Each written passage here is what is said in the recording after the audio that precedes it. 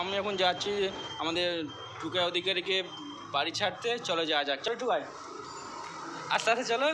তোমাকে বাড়ি নামিয়ে দেবো, না বাড়ি না, তোমাকে আমি স্টেশন নামিয়ে দেবো, আমি ঘর চলে যাবো।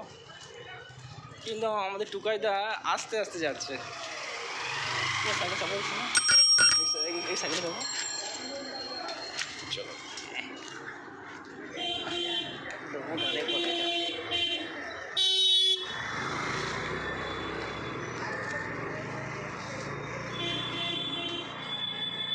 একটু ধরে চলো।